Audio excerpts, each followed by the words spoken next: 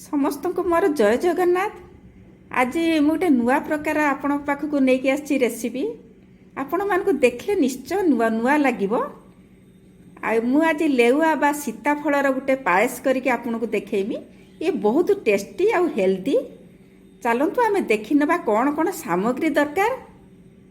देखंतु सीताफलर पायसर रेसिपी मु 5टी सीताफल नेची आउ हाफ लिटर क्षीर बा गोटे पैकेट क्षीर नहीं आ 100 ग्राम चीनी नहीं आउ केसर नहीं। केसरटा आपण ऑप्शन आप नहीं पारते न नहीं पारते, ये बहुत कॉस्टली। चलतु आम पायसर प्रोसेस देखीदबा। आम प्रथमे कौन करवा ना ये जो नेउआ बा सीताफल को आम भांगीदबा। भांगी देकी तार जो मुंडी पाटा को खोलीदबा। तापर जो भीतर अंश को मंची सहित आम एमती कोरणी गोटे नहीं जावा कोरीदबा। सांगे सांगे कोरी हो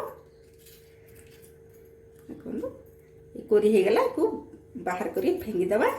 तार एमती आम सबुतक करवा। तापर कौन करवा ना हाथ रे मंजी गुड़ा को बाहर करदबा।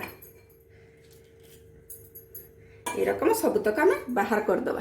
देखंतु सीताफलर जो भीतर अंश बा तार भीतर पार्ट को मु खोली देछि आ मंजी तक बाहर कर देछि।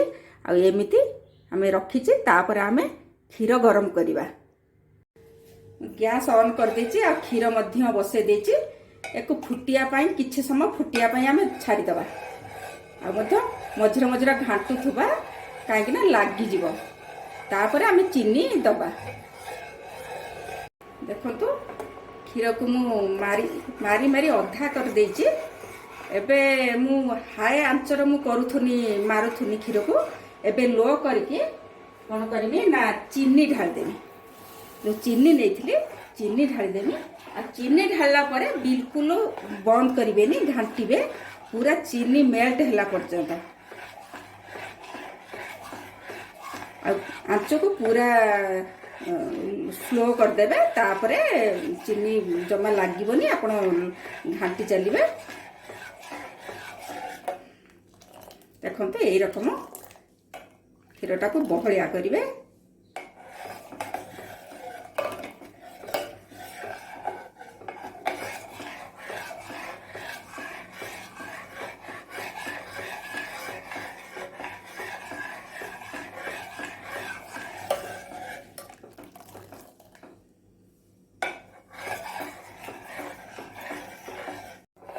एबे चीनी मिसी गलानी। एबे आम क्षीर को ठंडा हवा पाई छाड़ीदबा। गैस ऑफ करदबा आ ठंडा हवा पाई छाड़ीदबा। एबे क्षीर ठंडा हो गलानी, माने बेसी ठंडा हैनी कि गरम हैनी, टिके उषुम उषुम अछि।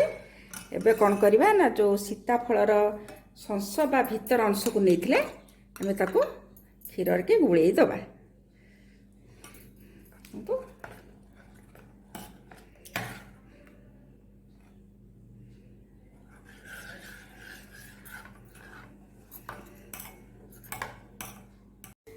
देखो लेउआ खीरी पूरा कंप्लीट हो बढ़िया से हो जाए। आम को कौन करिया ना दुईटे गिना आनिबा, गिनार बाहर करदबा।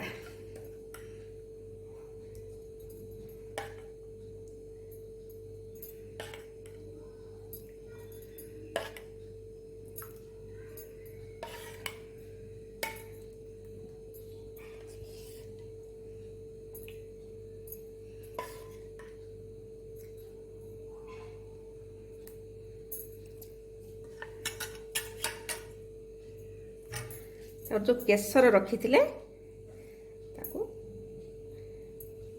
टिके टिके पकईदे। यार टेस्ट बढ़िया लगे।